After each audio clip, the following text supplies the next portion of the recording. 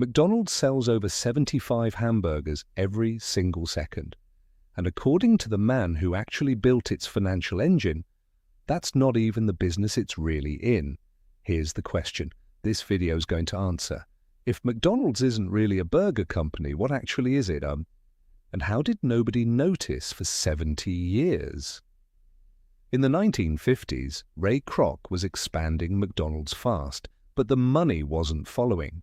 He was collecting a small royalty on hamburger sales from his franchisees, a little over 1%, and it barely covered the cost of running the business. Franchisees, meanwhile, could largely ignore his instructions if they wanted to. Kroc had built a growing chain with almost no real financial control over it. Then he hired a finance executive named Harry Sonneborn. Sonneborn looked at Kroc's business model and saw the actual problem immediately. Kroc was thinking like a hamburger salesman. Sonneborn started thinking like a landlord.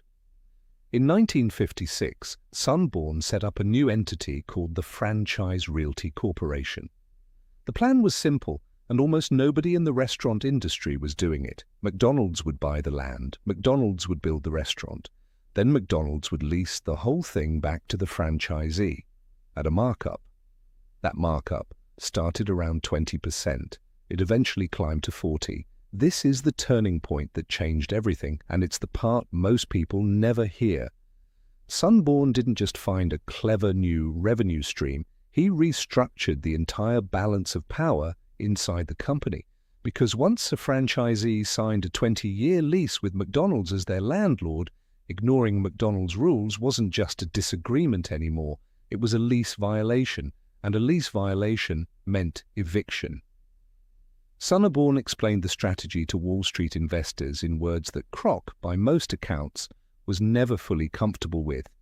He told them plainly, "We are not technically in the food business, we are in the real estate business. The only reason we sell 15-cent hamburgers is because they are the greatest producer of revenue from which our tenants can pay us our rent." Read that again. The hamburgers weren't the product. The hamburgers were the mechanism that generated enough foot traffic and sales for McDonald's to justify charging premium rent on the land underneath them. The strategy worked exactly as designed. Every new location McDonald's opened wasn't just a restaurant, it was a new piece of real estate, usually placed on a high-visibility corner or intersection, specifically chosen to appreciate in value over time. The franchisee took on the operational risk, staffing, inventory, day-to-day management. McDonald's kept the land, the building, and a legally enforceable lease that guaranteed rent regardless of how good or bad any single restaurant's month was. It wasn't without conflict. Kroc reportedly disliked how bluntly Sonneborn framed the company to outsiders, a burger company that admitted in writing that burgers were almost beside the point.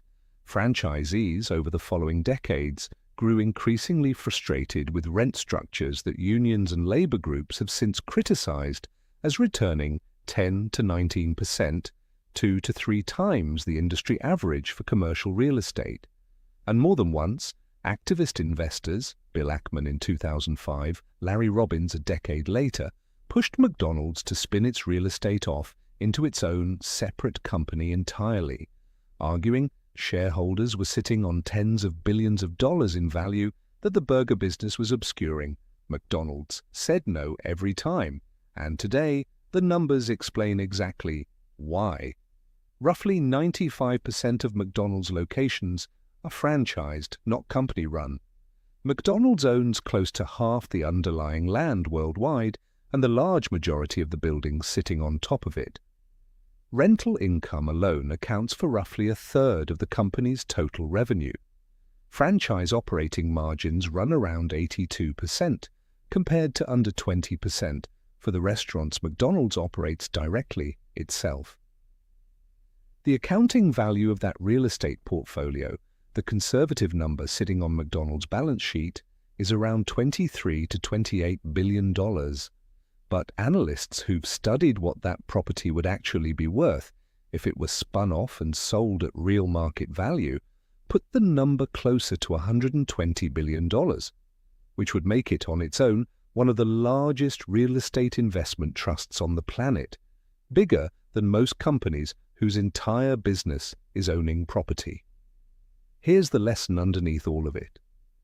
The most successful version of a business isn't always the one written on the sign out front. Sonneborn didn't ask how to sell more hamburgers. He asked what asset the hamburgers were actually protecting. And then he built the real business around that answer instead. McDonald's sells fast food to feed the machine.